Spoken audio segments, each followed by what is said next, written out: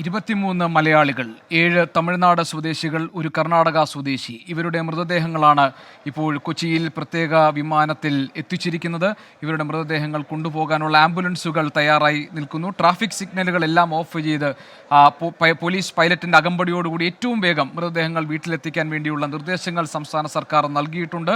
ഈ വിമാനത്തിൽ ആകെ 45 മൃതദേഹങ്ങളാണുള്ളത്. അതിൽ 23 മലയാളികളുടെയും 7 തമിഴ്നാട് സ്വദേശിയുടെയും ഒരു കർണാടക സ്വദേശിയുടെയും അടക്കം 31 മൃതദേഹങ്ങളാണ് കൊച്ചിയിൽ ഇറക്കുക. അതിൽ തമിഴ്നാട് സ്വദേശികളുടെയും അതോടൊപ്പം തന്നെ കർണാടക സ്വദേശിയുടെയും മൃതദേഹങ്ങൾ അതിർത്തി വരെ പോലീസ് അകമ്പടിയിൽ എത്തിക്കും. തുടർന്നായിരിക്കും അവർക്ക് കൈമാറുക. മുഖ്യമന്ത്രി പിണറായി വിജയൻ, മന്ത്രിമാർ, കേന്ദ്രമന്ത്രി സുരേഷ് ഗോപി, പ്രതിപക്ഷ നേതാവ് എന്നിവർ ഇപ്പോൾ നെടുമ്പാശ്ശേരി വിമാനത്താവളത്തിൽ കാത്തു നിൽക്കുകയാണ് മൃതദേഹങ്ങൾ ഏറ്റുവാങ്ങാൻ. അല്പസമയത്തിനകം ഈ മൃതദേഹങ്ങൾ ഇവിടെ പ്രത്യേകം ഒരുക്കിയിരിക്കുന്ന സജ്ജമാക്കിയെടുത്ത് പൊതുദർശനത്തിന് വയ്ക്കും. നിമിഷങ്ങൾ മാത്രമായിരിക്കും പൊതുദർശനത്തിന്, ഏതാനും സമയം മാത്രമായിരിക്കും പൊതുദർശനത്തിന് ആയി മൃതദേഹങ്ങൾ വയ്ക്കുക. അതിനെ തുടർന്ന് ആ മൃതദേഹങ്ങൾ അവരവരുടെ വീടുകളിലേക്ക് കൊണ്ടുപോകും. നേരത്തെ വിജയകുമാർ പറഞ്ഞതുപോലെ തന്നെ സ്വന്തം പ്രിയപ്പെട്ടവരെ നഷ്ടപ്പെട്ട അങ്ങേയറ്റം വേദനയിൽ ആ മൃതദേഹങ്ങൾ ഏറ്റുവാങ്ങാൻ അവരുടെ നാടും വീടും മൂകരായി കാത്തു നിൽക്കുകയാണ്. സംസ്കാര ചടങ്ങുകൾ ഇന്ന് നിശ്ചയിച്ചിട്ടില്ലാത്തവരുടെ മൃതദേഹങ്ങൾ ബന്ധുക്കളുടെ ആവശ്യമനുസരിച്ച് വിവിധ ആശുപത്രി മോർച്ചറികളിലേക്ക് മാറ്റാൻ വേണ്ടിയുള്ള സൗകര്യവും സംസ്ഥാന സർക്കാർ ഒരുക്കിയിട്ടുണ്ട്. ഇതിൽ ഇപ്പോൾ 50 പേരാണ് മരിച്ചിരിക്കുന്നത്. 46 പേരാണ് ഇന്ത്യക്കാരെന്ന് ഇതുവരെ മനസ്സിലാക്കുന്നു. അതിൻ്റെ പൂർണ്ണമായ വിവരങ്ങൾ വരാനിരിക്കുന്നതേ ഉള്ളൂ.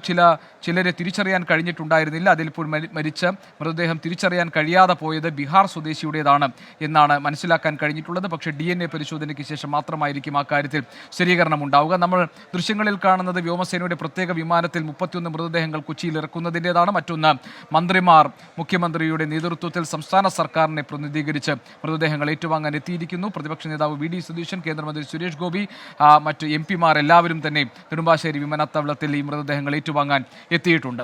വിനീത VG ഞങ്ങളുടെ പ്രതിനിധി വിവരങ്ങൾ നൽകാനുണ്ട്. അതോടൊപ്പം തന്നെ സ്മിത ഹരിദാസും നമ്മളോടൊപ്പം ചേരുന്നു നെടുമ്പാശ്ശേരി വിമാനത്താവളത്തിൽ നിന്ന്. വിനീത, പുതിയ വിവരങ്ങൾ തരൂ. സ്മിതയിലേക്ക് പോകാം. സ്മിത, അല്പസമയത്തിനകം ഈ മൃതദേഹങ്ങൾ ഇവിടെ എത്തിക്കും. എമിഗ്രേഷൻ ക്ലിയറൻസ് എന്നത് വളരെ വേഗം, ആ നടപടികൾ വളരെ വേഗം പൂർത്തിയാക്കുമെന്നാണ് മനസ്സിലാക്കുന്നത്. മൃതദേഹങ്ങൾ എപ്പോഴാണ് പൊതുദർശനത്തിന് വയ്ക്കുക? എപ്പോഴാണ് ആംബുലൻസുകളിൽ അവരവരുടെ വീടുകളിലേക്ക് കൊണ്ടുപോവുക? ഗോപികൃഷ്ണൻ, ഈ അല്പസമയത്തിനകം തന്നെ, അതായത് നിമിഷങ്ങൾ മാത്രമേ ഇനി ബാക്കിയുള്ളൂ എന്നാണ് നമുക്ക് അറിഞ്ഞത്, പുറത്തേക്ക് മൃതദേഹങ്ങൾ എത്തിക്കാനായി ഇമിഗ്രേഷൻ ക്ലിയറൻസ് എത്രയും പെട്ടെന്ന് തന്നെ നടപടിക്രമങ്ങൾ പൂർത്തിയാക്കാനുള്ള എല്ലാ ഒരുക്കങ്ങളുമുണ്ട്. ഇവിടെ കേന്ദ്രമന്ത്രി സുരേഷ് ഗോപിയുണ്ട്, മുഖ്യമന്ത്രിയുണ്ട്, മറ്റു മന്ത്രിമാർ, ജനപ്രതിനിധികൾ എല്ലാവരും ഇവിടെ വന്നിട്ടുണ്ട്.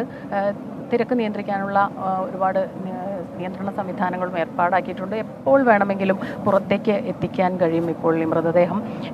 നേരത്തെ വിജയകുമാർ പറഞ്ഞതുപോലെ തന്നെ കുടുംബാംഗങ്ങൾ, എല്ലാവരുടെയും അടുത്ത കുടുംബാംഗങ്ങൾ ഇങ്ങോട്ടേക്ക് എത്തിയിട്ടുണ്ട് എന്ന് തോന്നുന്നില്ല. കാരണം നമുക്കറിയാം, ഇവിടെ കാത്തു നിൽക്കുന്നവരുടെ മുഖത്തുള്ള ആ ഒരു ദുഃഖം, സങ്കടം, ആശങ്ക, ഇതെല്ലാം കണ്ടാൽ തന്നെ നമുക്കറിയാം ആ കുടുംബത്തിന് ആശ്രയമായിരുന്നവർ ജീവനറ്റ നിലയിൽ അവരുടെ മൃതദേഹങ്ങൾ എത്തിക്കുമ്പോൾ തീർച്ചയായിട്ടും അവർക്കത് താങ്ങാൻ കഴിയാവുന്നതായിരിക്കില്ല. അതുകൊണ്ട് തന്നെ ഏറ്റവും അടുത്ത 1-2 പേർ, മറ്റു ബന്ധുക്കൾ, അങ്ങനെയാണ് ഇവിടെ മൃതദേഹങ്ങൾ ഏറ്റുവാങ്ങാനായി എത്തിയിട്ടുള്ളത്. പക്ഷേ സംസ്ഥാന സർക്കാർ, കേന്ദ്ര സർക്കാർ ഒരുമിച്ച് ചേർന്ന് എല്ലാ നടപടിക്രമങ്ങൾക്കും മുൻകൈ എടുക്കുന്ന ദൃശ്യങ്ങൾ നമ്മളിവിടെ കണ്ടു.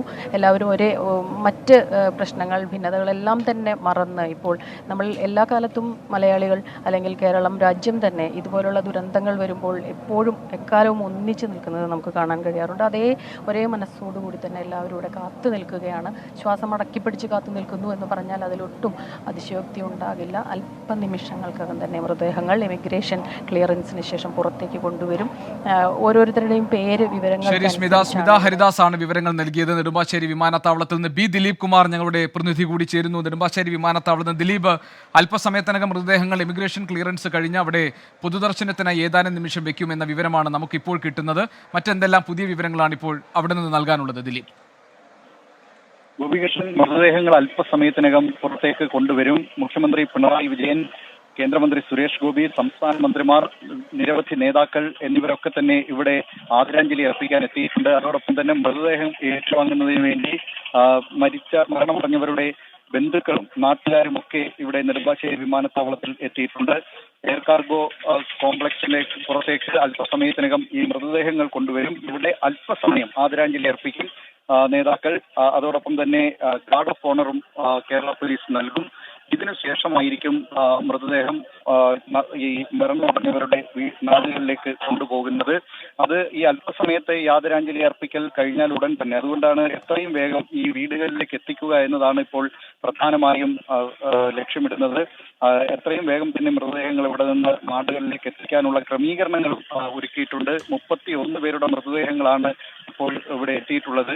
ഈ മൃതദേഹങ്ങൾ ഇവിടെ നിന്ന് അതാത് നാടുകളിലേക്ക് കൊണ്ടുപോകുന്നതിന് ആംബുലൻസുകൾ 31 ആംബുലൻസുകളും സജ്ജമാക്കിയിട്ടുണ്ട്. 23 മലയാളികൾ, തമിഴ്നാട് സ്വദേശികളായ 7 പേർ, കർണാടക സ്വദേശിയായ ഒരാൾ എന്നിവരുടെ മൃതദേഹങ്ങളാണ് ഇവിടെ ഈ നെടുമ്പാശ്ശേരി വിമാനത്താവളത്തിലേക്ക് കൊണ്ടുവന്നിട്ടുള്ളത്. ഈ മൃതദേഹങ്ങൾ ഇവിടെ നിന്ന് കൊണ്ടുപോവുക, അതിനുവേണ്ട അത് ഒരു തടസ്സവും വഴിയിൽ ഉണ്ടാകാതിരിക്കുന്നതിന് വേണ്ടി കേരള പോലീസിന്റെ പൈലറ്റ് വാഹനം ഏറ്റവും മുന്നിലായി ഉണ്ടാകും. ഒരു തടസ്സവും ഉണ്ടാകാതെ തന്നെ എത്രയും വേഗം ഇവരെ അതത് സ്ഥലങ്ങളിലേക്ക് എത്തിക്കുക എന്നതാണ് ഇപ്പോൾ തീരുമാനിച്ചിട്ടുള്ള കാര്യം. അതുകൊണ്ട് ആ നിലയിലുള്ള ക്രമീകരണങ്ങൾ മാത്രമല്ല, ഈ ഓരോ പോലീസ് സ്റ്റേഷൻ അതിർത്തികളിലും ഇതിനു വേണ്ട ഓരോ പോലീസ് സ്റ്റേഷനിലും നൽകിയിട്ടുണ്ട്. അതാത് സ്റ്റേഷൻ അതിർത്തികളിൽ നിന്ന് അടുത്ത സ്റ്റേഷൻ പരിധിയിലേക്ക് വരെ ഈ മൃതദേഹത്തോടൊപ്പം അനുഗമിക്കുക, അതായത് ഒരു തടസ്സങ്ങൾ ഉണ്ടാകാതെ എത്രയും വേഗം എത്തിക്കുക എന്ന ഒരു തീരുമാനത്തിലേക്കാണ് ഇപ്പോൾ എത്തിയിട്ടുള്ളത്. നേതാക്കളും അതോടൊപ്പം തന്നെ ബന്ധുക്കളും നാട്ടുകാരും ഒക്കെയായി വലിയൊരു ജനാവലിയാണ് നെടുമ്പാശ്ശേരി വിമാനത്താവളത്തിൽ ഇപ്പോൾ എത്തിയിട്ടുള്ളത്. ഗോപി.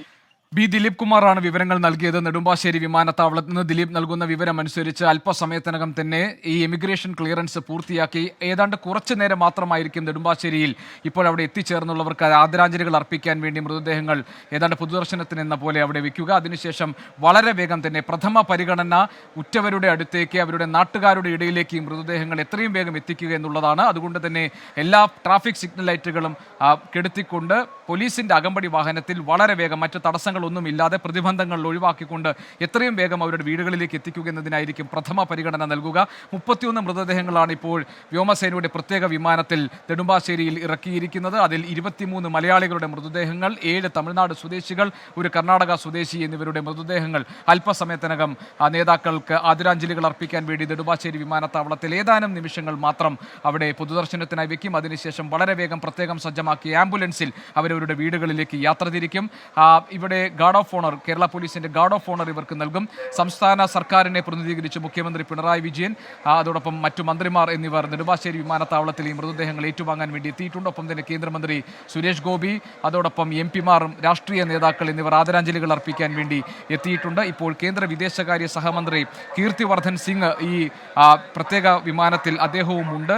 45 മൃതദേഹങ്ങളാണ് ഈ വിമാനത്തിൽ ഉള്ളത്. അതിൽ 31 മൃതദേഹങ്ങളാണ് കൊച്ചി നെടുമ്പാശ്ശേരി വിമാനത്താവളത്തിൽ ഇറക്കുന്നത്. 23 മൃതദേഹങ്ങൾ മലയാളികളുടേതാണ്. 7 പേർ തമിഴ്നാട് സ്വദേശികളാണ്. ഒരാൾ കർണാടക സ്വദേശിയും.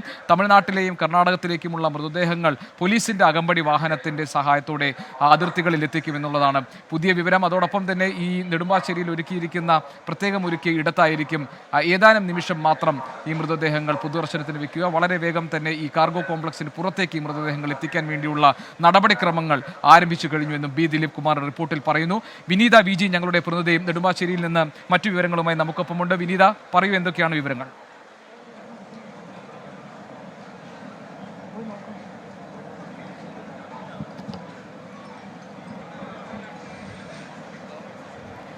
ഗോപി, ഞാനിപ്പോൾ നിൽക്കുന്നത് ഈ കാർഗോയ്ക്കുള്ളിലാണ്. ഇവിടെ അല്പസമയത്തിനകം തന്നെ മറ്റ് നടപടിക്രമങ്ങൾ കൂടി പൂർത്തിയാക്കി 23 മലയാളികളുടെയും മൃതദേഹം ഇവിടേക്ക് എത്തിക്കും. അതിനുശേഷം ഇവിടെ നിന്നാണ് ഈ പുറത്ത് ഒരുക്കിയിരിക്കുന്ന പൊതുദർശനത്തിനായി വയ്ക്കുക. ഒരു വലിയ സമയമെടുത്തുകൊണ്ടുള്ളൊരു പൊതുദർശനം നിലവിൽ ഉണ്ടാകില്ല. പക്ഷേ എങ്കിൽ പോലും അന്തിമോപചാരം അർപ്പിക്കുന്നതിനുള്ള ഒരു ക്രമീകരണമാണ് ഏർപ്പെടുത്തിയിരിക്കുന്നത്. ഒരു പക്ഷേ പറയുകയാണെങ്കിൽ ഒരു വേദന തണുത്തുറഞ്ഞ് മരവിച്ചൊരവസ്ഥ എന്നൊക്കെ തന്നെ നമുക്ക് പറയേണ്ടി വരും. കാരണം ആദ്യഘട്ടത്തിൽ 8:30യോടുകൂടി ഈ മൃതദേഹങ്ങൾ എത്തുമെന്നാണ് അറിയിച്ചിരുന്നത്. ഇതിനെ തുടർന്ന് ബന്ധുക്കളൊക്കെ നമ്മളിവിടെ രാവിലെ എത്തിയപ്പോൾ തന്നെ പുലർച്ചെ 5 മണി മുതലൊക്കെ വന്നിവിടെ കാത്തു നിൽക്കുന്ന ആളുകളുണ്ട്. നിറ കണ്ണുകളോടുകൂടിയാണ് പലരും ഈ പുറത്ത് നിൽക്കുന്നത്. അവരൊക്കെ ഇങ്ങനെ കാത്തു നിൽക്കുന്ന ഒരു അവസ്ഥ തന്നെയാണ് നമുക്കിപ്പോൾ കാണാം. വിനീത, ഈ ദൃശ്യങ്ങളിൽ കാണാൻ കഴിയുന്നത് വ്യോമസേനയുടെ പ്രത്യേക വിമാനത്തിൽ നിന്നും ഇപ്പോൾ മൃതദേഹങ്ങൾ ഈ റൺവേയിലേക്ക് ഇറക്കുന്നതാണ്. ആ മൃതദേഹങ്ങൾ പുറത്തേക്ക് കൊണ്ടുവരുന്ന ദൃശ്യങ്ങൾ നമുക്കിപ്പോൾ കാണാൻ കഴിയുന്നുണ്ട്. വിനീത, തുടരും.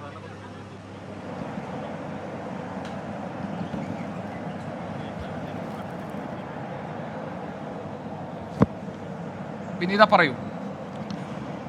തീർച്ചയായും ഗോപി, അതിനുശേഷം അവിടെ നിന്ന് ആ മൃതദേഹം ഞാനിപ്പോൾ നിൽക്കുന്ന ഈ കാർഗോയുടെ എൻട്രിയിലേക്കാണ് കൊണ്ടുവരിക. ഇവിടെ നിന്നാണ് നമുക്ക് സമീപമുള്ള ഗോപി, ഞാനിപ്പോൾ നിൽക്കുന്ന ഈ കാർഗോയുടെ പുറത്തേക്കാണ് ഇപ്പോൾ ആ മൃതദേഹങ്ങൾ അല്പസമയത്തിനകം എത്തിക്കുക. അതിനുശേഷമാണ് ഈ പൊതുദർശനത്തിനായി ക്രമീകരിച്ചിട്ടുള്ള ആ സ്ഥലത്തേക്ക് മാറ്റുന്നത്. ഇവിടെ രാവിലെ മുതൽ തന്നെ രാഷ്ട്രീയ നേതാക്കൾ, സാംസ്കാരിക ആളുകൾ, ഇങ്ങനെ നിരവധി പേർ ഇവിടെ അന്തിമോപചാരം അർപ്പിക്കുന്നതിന് മറ്റുമായി എത്തിയിട്ടുണ്ട്. എത്രയും വേഗം നടപടിക്രമങ്ങൾ പൂർത്തിയാക്കി ഈ 23 മൃതദേഹങ്ങളും അവരുടെ ബന്ധുക്കൾക്ക് വിട്ടുകൊടുക്കുന്നതിനുള്ള ക്രമീകരണങ്ങളാണ് ഏർപ്പെടുത്തിയിട്ടുള്ളത്.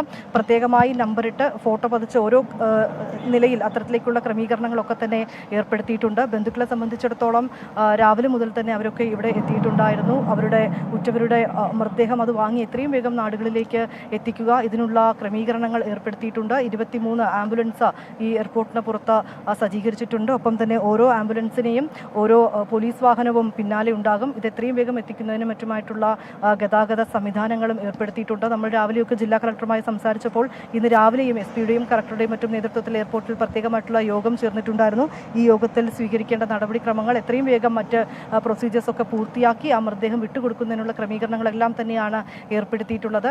വളരെയധികം വേദനയോടുകൂടി തന്നെയാണ് ഓരോ മനുഷ്യനും ഇപ്പോൾ ഇവിടെ നിൽക്കുന്നതെന്ന് കൂടി നമുക്ക് പറയേണ്ടി വരും. കാരണം വലിയ പ്രതീക്ഷയോടുകൂടി പോയ ആളുകളാണ് അവർ. ഇപ്പോൾ കത്തിയമർന്നത് അവരുടെ ആ ഒരു പ്രതീക്ഷയും സ്വപ്നങ്ങളും കൂടിയാണെന്ന് കൂടി നമുക്ക് പറയാം. അങ്ങനെയുള്ളൊരു അവസ്ഥയിൽ തന്നെയാണ് ഇവിടെ ഓരോ ആളുകളും ഉള്ളത്. എത്രയും വേഗം ഇവരുടെ മൃതദേഹങ്ങൾ അവരുടെ വീടുകളിലേക്ക് എത്തിക്കുക. അവിടെ ആയിരിക്കും മറ്റ് പൊതുദർശനം, മറ്റ് സംസ്കാര ചടങ്ങുകളൊക്കെ ഉണ്ടാവുക. ഇന്ന് സംസ്കാരം ഉണ്ടാകാത്ത ആളുകളുടെ മൃതദേഹങ്ങൾ ആശുപത്രികളിൽ സൂക്ഷിക്കും. പകരം നാളെയായിരിക്കും മറ്റ് സംസ്കാര ചടങ്ങുകളൊക്കെ ഉണ്ടാവുക. എത്രയും വേഗം ഈ പ്രൊസീജിയേഴ്സുകൾ, ഈ ഇവിടെ എയർപോർട്ടിലുള്ള നടപടിക്രമങ്ങൾ പൂർത്തിയാക്കുക എന്നുള്ളത് തന്നെയാണ് ലക്ഷ്യം. 7 തമിഴ്നാട് സ്വദേശികളുടെ മൃതദേഹം കൂടി എത്തുന്നുണ്ട്. അല്പസമയം മുമ്പ് നമ്മൾ തമിഴ്നാട് മന്ത്രിയും ഇവിടെ എത്തിയിട്ടുണ്ടായിരുന്നു. അദ്ദേഹവുമായി സംസാരിച്ചിട്ടുണ്ട്. ആ മൃതദേഹങ്ങൾ എത്തിക്കുന്നതിനായി പ്രത്യേക ആംബുലൻസും ഏർപ്പെടുത്തിയിട്ടുണ്ട്. എറണാകുളം ജില്ലാ കളക്ടറുടെ നേതൃത്വത്തിൽ തന്നെയാകും അതായത് കർണാടക, തമിഴ്നാട് സ്ഥലങ്ങളിലേക്കുള്ള സ്വദേശികളുടെ മൃതദേഹങ്ങൾ എത്തിക്കുക. അതിർത്തി വരെ നമ്മുടെ ഇവിടെയുള്ള കേരള പോലീസ് പിന്തുടരും. അതിനുശേഷം മറ്റ് ക്രമീകരണങ്ങൾ അവർ ഏർപ്പെടുത്തുമെന്നാണ് അറിയാൻ കഴിയുന്നത്. എന്താണെങ്കിലും വലിയ സുരക്ഷാ ക്രമീകരണങ്ങൾ ഇവിടെ ഏർപ്പെടുത്തിയിട്ടുണ്ട്. പോലീസിൻ്റെ വാഹനങ്ങൾ ആംബുലൻസിനെ പിന്നാലെ മറ്റും സൗകര്യം ഒരുക്കുന്നതിനായി ഏർപ്പെടുത്തിയിട്ടുണ്ട്. നമുക്ക് ഈ ദൃശ്യങ്ങളിൽ കാണാൻ കഴിയുന്നത് പോലെ നിരവധി ആളുകൾ ഈ എയർപോർട്ടിലേക്ക് അന്തിമോപചാരം അർപ്പിക്കുന്നതിന് മറ്റുമായി എത്തിയിരിക്കുകയാണ്. അവരെയൊക്കെ ക്രമീകരിക്കുന്നതിൻ്റെ മറ്റും ഭാഗമായി പോലീസ് ഈ മേഖലയിൽ ഏർപ്പെടുത്തിയിട്ടുണ്ട്. ഞാനിപ്പോൾ നിൽക്കുന്ന കാർഗോയിൽ അല്പസമയത്തിനകം തന്നെ ആ 23 മലയാളികളുടെയും മൃതദേഹങ്ങൾ ഇവിടേക്ക് എത്തിക്കും. അത് പിന്നീട് പൊതുദർശനത്തിലേക്ക് വയ്ക്കും. പ്രതിപക്ഷ നേതാവ്, മുഖ്യമന്ത്രി, മന്ത്രിമാർ ഉൾപ്പെടെയുള്ളവർ ഇവിടെ എത്തിയിട്ടുണ്ട്. ഗോപി, കുവൈത്ത് ദുരന്തത്തിൽ മരിച്ച 24 മലയാളികൾ ഉൾപ്പെടെ 45 ഇന്ത്യക്കാരുടെ മൃതദേഹങ്ങളുമായി വ്യോമസേനയുടെ പ്രത്യേക വിമാനം കൊച്ചി വിമാനത്താവളത്തിൽ എത്തിയിരിക്കുന്നു. അവിടെ നിന്നും മൃതദേഹങ്ങൾ നെടുമ്പാശ്ശേരി വിമാനത്താവളത്തിൽ ഇറക്കേണ്ട മൃതദേഹങ്ങൾ ഇപ്പോൾ ആ വിമാനത്തിൽ നിന്ന് ഇറക്കുന്നതിൻ്റെ ദൃശ്യങ്ങൾ നമുക്ക് കാണാം. മറുഭാഗത്ത് അല്പസമയത്തിനകം ഈ മൃതദേഹങ്ങൾ പൊതുദർശനത്തിനായി നെടുമ്പാശ്ശേരിയിൽ ഏതാനും നിമിഷങ്ങൾ അവിടെ ഉണ്ടാകും. ആദരാഞ്ജലികൾ അർപ്പിക്കാനായി നേതാക്കൾ, മന്ത്രിമാർ എല്ലാവരും തന്നെ നെടുമ്പാശ്ശേരി വിമാനത്താവളത്തിൽ ഉണ്ട്. അധികം സമയമെടുക്കാതെ തന്നെ വളരെ വേഗം പ്രത്യേകം തയ്യാറാക്കിയ ആംബുലൻസുകളിൽ അവരവരുടെ വീടുകളിലേക്ക് ഈ മൃതദേഹങ്ങൾ എത്തിക്കാൻ വേണ്ടിയുള്ള എല്ലാ തയ്യാറെടുപ്പുകളും സംസ്ഥാന സർക്കാർ നടത്തിയിട്ടുണ്ട്. അധികം വൈകാതെ തന്നെ അതുകൊണ്ട് എത്രയും വേഗം അതിന് പ്രഥമ പരിഗണന നൽകിക്കൊണ്ട് വളരെ വേഗം തന്നെ മൃതദേഹങ്ങൾ അവരവരുടെ വീടുകളിലേക്ക് അവരെ കാത്തിരിക്കുന്ന, അവസാനമായി ഒരു നോക്ക് കാണാൻ കാത്തിരിക്കുന്ന ബന്ധുക്കളുടെയും നാട്ടുകാരുടെയും അടുത്ത് എത്തിക്കാൻ വേണ്ടിയുള്ള എല്ലാ ഒരുക്കങ്ങളും പൂർത്തിയായി കഴിഞ്ഞിട്ടുണ്ട്. സംസ്ഥാന സർക്കാരിനെ പ്രതിനിധീകരിച്ച് മുഖ്യമന്ത്രി പിണറായി വിജയൻ, മന്ത്രിമാർ എന്നിവർ മൃതദേഹങ്ങൾ ഏറ്റുവാങ്ങാനായി നെടുമ്പാശ്ശേരി വിമാനത്താവളത്തിൽ ഉണ്ട്. കേന്ദ്രമന്ത്രി സുരേഷ് ഗോപി അവിടെയുണ്ട്, പ്രതിപക്ഷ നേതാവുണ്ട്, മറ്റ് രാഷ്ട്രീയ നേതാക്കൾ അവിടെ എത്തിച്ചേർന്നിട്ടുണ്ട്. അല്പസമയത്തിനകം തന്നെ ഈ മൃതദേഹങ്ങൾ എമിഗ്രൻസ് ക്ലിയറൻസിന് ശേഷം നെടുമ്പാശ്ശേരിയിൽ ഏതാനും നിമിഷങ്ങൾ പൊതുദർശനത്തിനായി വെക്കും. അവിടെ അവർക്ക് ആദരാഞ്ജലികൾ അർപ്പിക്കാൻ വേണ്ടി സൗകര്യമൊരുക്കിയിട്ടുണ്ട്. കേരള പോലീസിന്റെ ഗാർഡ് ഓഫ് ഓണർ നൽകിയ ശേഷമായിരിക്കും ഈ മൃതദേഹങ്ങൾ പ്രത്യേകം തയ്യാറാക്കി ആംബുലൻസുകളിൽ അവരവരുടെ വീടുകളിലേക്ക് എത്തിക്കുക. എസ് വിജയകുമാർ നമ്മളോടൊപ്പം തുടരുന്നുണ്ട്. വിജയകുമാർ, ഇപ്പോൾ നേരത്തെ ദിലീപ് നൽകിയ റിപ്പോർട്ടിൽ വ്യക്തമാണ്, വളരെ വേഗം അവരുടെ വീടുകളിലേക്ക് ഈ മൃതദേഹങ്ങൾ എത്തിക്കുക, അതിനാണ് പ്രഥമ പരിഗണന. അതുകൊണ്ട് വളരെ കുറച്ചു നേരം മാത്രമേ നെടുമ്പാശ്ശേരിയിൽ പൊതുദർശനത്തിന് ഉണ്ടാകൂ എന്ന കാര്യം ഉറപ്പായി കഴിഞ്ഞിട്ടുണ്ട്. കേരള പോലീസിന്റെ ഗാർഡ് ഓഫ് ഓണർ നൽകും. അതിനുശേഷമായിരിക്കും മൃതദേഹങ്ങൾ കൊണ്ടുപോവുക. എല്ലാ മൃതദേഹങ്ങളും ഇന്ന് തന്നെ സംസ്കരിക്കുമെന്നാണോ മനസ്സിലാക്കാൻ കഴിയുന്നത്? കാരണം ഒരുപക്ഷെ ദൂര ഇടങ്ങളിൽ നിന്ന് ആരെങ്കിലും വരേണ്ടവർ, ബന്ധുക്കളൊക്കെ ഉണ്ടെങ്കിൽ മൃതദേഹങ്ങളുടെ സംസ്കാരം നാളത്തേക്ക് മാറ്റിവെക്കാനൊക്കെയുള്ള സാധ്യതകളുണ്ടല്ലോ. ഇതുമായി ബന്ധപ്പെട്ട വിവരങ്ങൾ ലഭ്യമായിട്ടുണ്ടോ? ഗോപി, ഇപ്പോൾ അറിയുന്നത് അവിടെ ഈ വിമാനത്താവളത്തിൽ സിയാലിലെ ക്ലിയറിംഗ് നടപടികൾ എന്ന് വെച്ചാൽ എമിഗ്രേഷൻ, കസ്റ്റംസ് അത്തരം ജോലികളൊക്കെ വേഗത്തിൽ പൂർത്തിയാക്കുന്നുണ്ട്. അത് പുരോഗമിക്കുകയാണ് എന്നതാണ്. അത് പൂർത്തിയാകുന്ന മുറയ്ക്ക് മൃതദേഹം ഓരോന്നോരോന്നായി ആ കാർഗോ ടെർമിനലിലെ പ്രത്യേകം തയ്യാറാക്കിയ വേദിയിലേക്ക് കൊണ്ടുവരും പൊതുദർശനത്തിനായി. അതിനുശേഷം അവിടെ മുഖ്യമന്ത്രിയും മന്ത്രിമാരും പ്രതിപക്ഷ നേതാവും ഒക്കെ അന്തിമോപചാരം അർപ്പിക്കും. അവിടെ സർക്കാരിൻ്റെ അന്തിമോപചാരം അർപ്പിക്കുന്ന ഒരു ഗാർഡ് ഓഫ് ഓണർ ചടങ്ങ് കൂടിയുണ്ട്. അതിനുശേഷം പരമാവധി അരമണിക്കൂറിനുള്ളിൽ എന്ന് വെച്ചാൽ ഈ പൊതുദർശനം ഒരു അരമണിക്കൂർ മാത്രമേ കഷ്ടിച്ചുണ്ടാവൂ. അത് കഴിഞ്ഞാൽ ഉടൻ പ്രത്യേകം തയ്യാറാക്കി ആംബുലൻസുകളിൽ നാടുകളിലേക്ക് കൊണ്ടുപോകും. തമിഴ്നാട്ടിലെയും കർണാടകയിലെയും മരിച്ച ആളുകളുടെ മൃതദേഹം ഇവിടെ നിന്ന് കൊണ്ടുപോകുന്നുണ്ട്. കേരള പോലീസ് അത് അതിർത്തിയിൽ വരെ അകമ്പടി ഉണ്ടാകും. അതിൻ്റെ നോഡൽ ഓഫീസർ, അതിൻ്റെ ചുമതല നൽകിയിരിക്കുന്നത് എറണാകുളം കളക്ടർക്കാണ്. ആ ജോലി അതിന് വേണ്ട ക്രമീകരണം അവിടെ പൂർത്തിയായിട്ടുണ്ട്. നമുക്ക് ദൃശ്യങ്ങളിൽ അത് കാണാം. ഈ ക്ലിയറൻസിന് ശേഷം വിമാനത്തിൽ വെച്ച് തന്നെ അത്തരം ജോലികൾ തീർക്കുക എന്നാണ് സിയാലിന് കിട്ടിയിരിക്കുന്ന നിർദ്ദേശം. അത് തീരുന്ന മുറയ്ക്ക് ഓരോരോ മൃതദേഹം പുറത്തേക്ക് കൊണ്ടുവരികയും അതിനുശേഷം അത് പ്രത്യേകം തയ്യാറാക്കിയ സ്ഥലത്തേക്ക് പൊതുദർശനത്തിനായി മാറ്റുകയും ചെയ്യുമെന്നാണ് അറിയിച്ചിരിക്കുന്നത്. ഈ സംസ്കാര ചടങ്ങുകൾ ഇന്ന് വൈകുന്നേരം ചില മൃതദേഹം സംസ്കരിക്കുന്നുണ്ട്. നാളെയും മറ്റന്നാളും തിങ്കളാഴ്ചയുമായി അങ്ങനെ 3 ദിവസവുമായാണ് ഈ സംസ്കാര ചടങ്ങുകൾ നടക്കുന്നത്. അതിൽ ഇന്ന് സംസ്കാരം നടക്കുന്നില്ലാത്ത വീടുകളിൽ മൃതദേഹം വീടുകളിൽ എത്തിച്ച ശേഷമോ അതല്ലെങ്കിൽ നേരിട്ടോ ആശുപത്രിയുടെ മോർച്ചറികളിലേക്ക് മാറ്റാം എന്നാണ് തീരുമാനിച്ചിരിക്കുന്നത്. അത് ഈ ആംബുലൻസ് നേരെ ആ തരത്തിൽ ആശുപത്രിയിലേക്ക് കൊണ്ടുപോകാം എന്ന് സർക്കാർ അറിയിച്ചിട്ടുണ്ട്. ജില്ലാ ഭരണകൂടം അറിയിക്കുന്നുണ്ട്. വിവിധ ജില്ലകളിൽ അത്തരം സൗകര്യങ്ങൾ വേണ്ടവർക്ക് അത് സ്വീകരിക്കാവുന്നതാണ്. അക്കാര്യത്തിൽ കുടുംബങ്ങളുടെ തീരുമാനത്തിന് വിട്ടിരിക്കുകയാണത്. ചില സംസ്കാരങ്ങൾ തിങ്കളാഴ്ചയൊക്കെ നടക്കുന്നുണ്ട്. പലതും ഞായറാഴ്ചയാണ്. കൂടുതലും നാളെയും ഞായറാഴ്ചയും ഒക്കെയായാണ് നടക്കുന്നത്. ദൂരസ്ഥലങ്ങളിലുള്ളവർക്ക് വരുന്നതിനുമൊക്കെ ഇതിൽ പങ്കെടുക്കുന്നതിനുമൊക്കെ വേണ്ടിയാണ് ഈ തിങ്കളാഴ്ചയും ഞായറാഴ്ചയും ഒക്കെ ആക്കി മൃതദേഹ സംസ്കരിക്കുന്ന ചടങ്ങുകൾ മാറ്റിയിരിക്കുന്നത്. ഇതിൽ ഈ മരിച്ചവരുടെ പട്ടിക നമ്മൾ പരിശോധിച്ചാൽ ഗോപി, പലരുടെയും പ്രായം വളരെ പ്രൈം ഏജിലുള്ളവർ തന്നെയാണ്. ഇപ്പോൾ ശ്രീജേഷ് തങ്കപ്പൻ നായർ, അദ്ദേഹത്തിന് ഇടവ സ്വദേശിയാണ്, 32 വയസ്സ് മാത്രമേ ഉള്ളൂ. അരുൺ ബാബു ഉഴമലയ്ക്കൽ സ്വദേശിയാണ്, അദ്ദേഹത്തിന് 37 വയസ്സേ ഉള്ളൂ. ഷമീർ അദ്ദേഹം കൊല്ലം സ്വദേശിയാണ്, അദ്ദേഹത്തിന് 30 വയസ്സേ ഉള്ളൂ. അങ്ങനെ ഈ 25 മുതൽ 30, 40, 45 വയസ്സ് വരെ ഉള്ളവരാണ് മരണമടഞ്ഞവരിൽ അധികവും. അവരൊക്കെ പലരും കുവൈറ്റിൽ അവരുടെ ജോലി തുടങ്ങിയിട്ട് ചിലരൊക്കെ 4-5 വർഷമായവരുണ്ട്. വളരെ ചെറിയ പ്രായത്തിൽ അവിടെ ജോലിക്കെത്തിയ ഈ അക്കൗണ്ടൻറ്റ്, അതുപോലെ തന്നെ സെയിൽസ്, അതുപോലെ ഈ സൂപ്പർവൈസർ, അങ്ങനെ ജോലി ചെയ്യുന്ന 5-6 വർഷമായി ജോലി ചെയ്യുന്നവരാണ് അതിലധികവും. ചിലരൊക്കെ ഞാൻ നേരത്തെ പറഞ്ഞ ഈ ബിനോയ് തോമസിനെ പോലെയൊക്കെ ഉള്ളവർ വളരെ ചെറിയ ദിവസം. ശ്രീഹരി എന്ന് പറയുന്ന 27-കാരൻ, ആ ശ്രീഹരിയും ബിനോയും ഒക്കെ ആഴ്ചകൾ മാത്രമേ ആയിട്ടുള്ളൂ കുവൈറ്റിലേക്ക് എത്തിയിട്ട്. അങ്ങനെ വളരെ ചുരുങ്ങിയ ദിവസങ്ങൾ മാത്രമായവരുണ്ട്. ദീർഘകാലമായി അവിടെ ജോലി ചെയ്യുന്നവരുണ്ട്.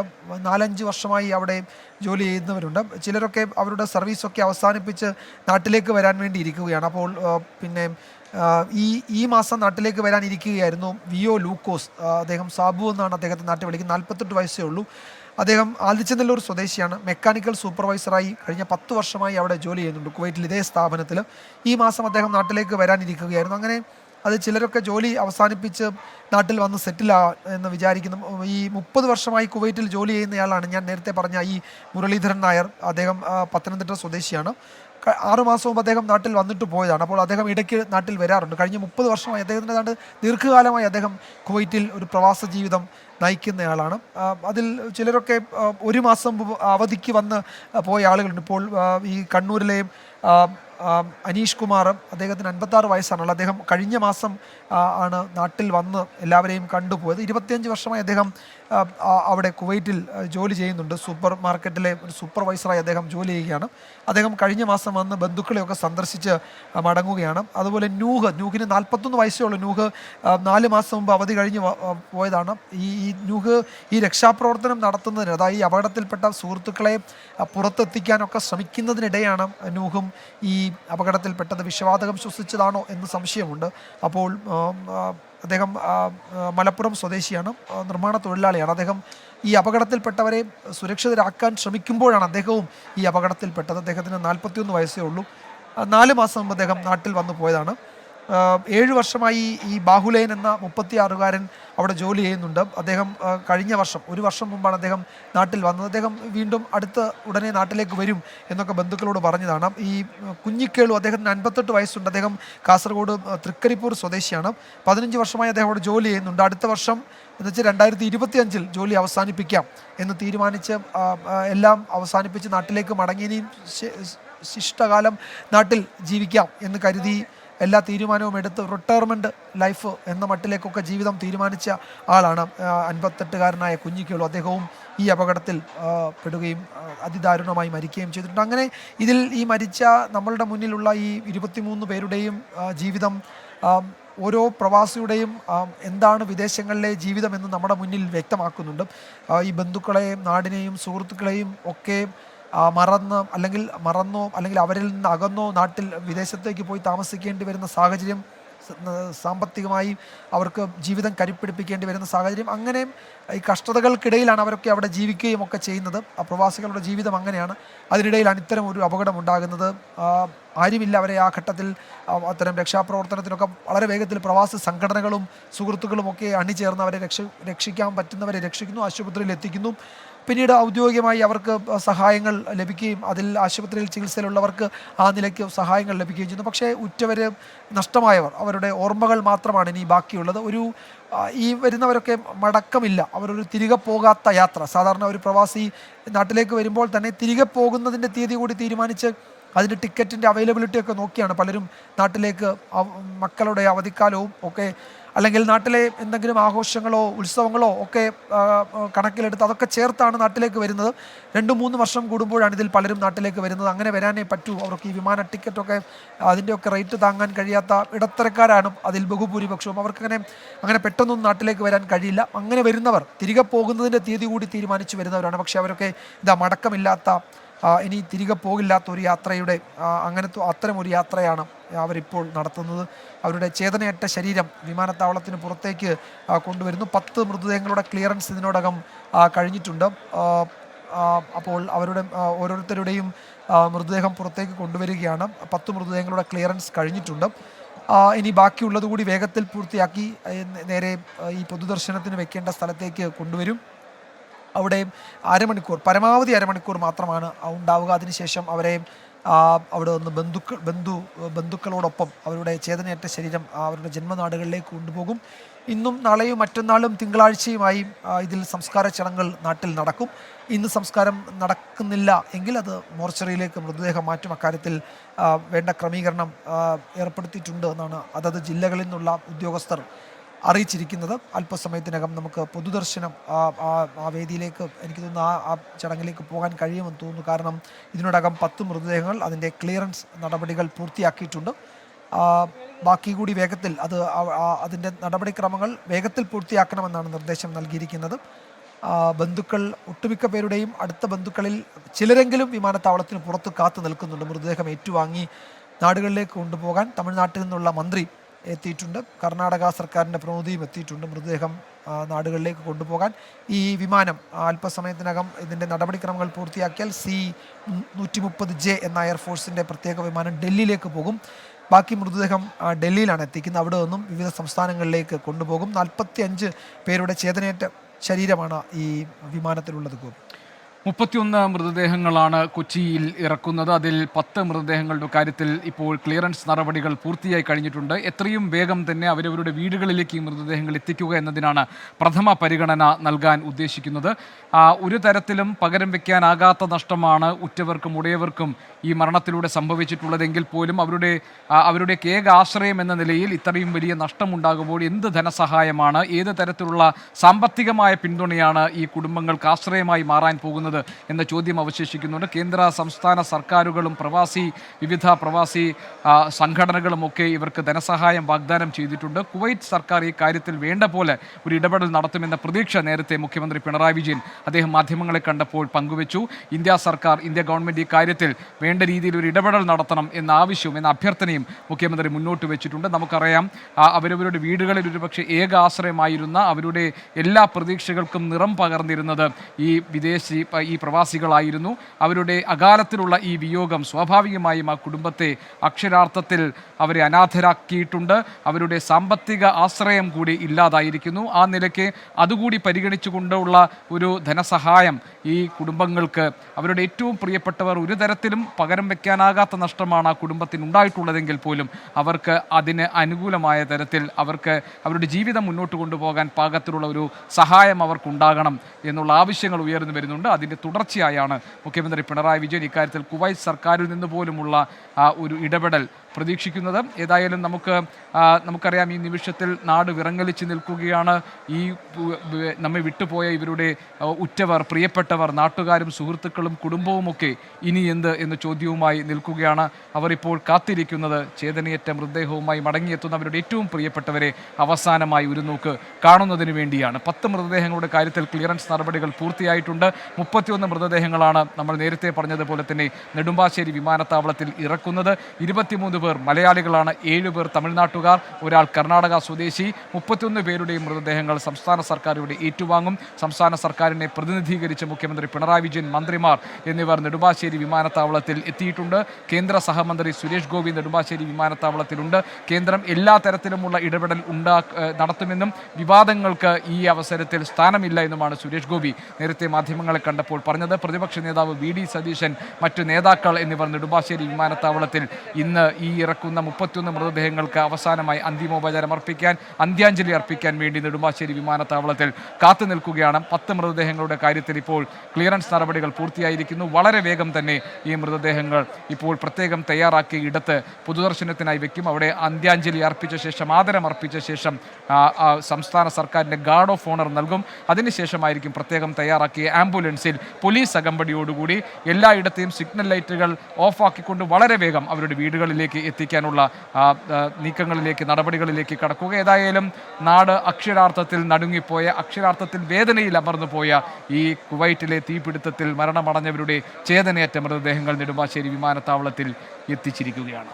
നമുക്ക് മറ്റു വിവരങ്ങളിലേക്ക് പോകാം. Vineetha V G, Smitha Haridas, B Dileep Kumar, ഞങ്ങളുടെ പ്രതിനിധികൾ നെടുമ്പാശ്ശേരി വിമാനത്താവളത്തിൽ നിന്ന് തത്സമയ വിവരങ്ങളുമായി നമുക്കൊപ്പം ചേരുന്നുണ്ട്.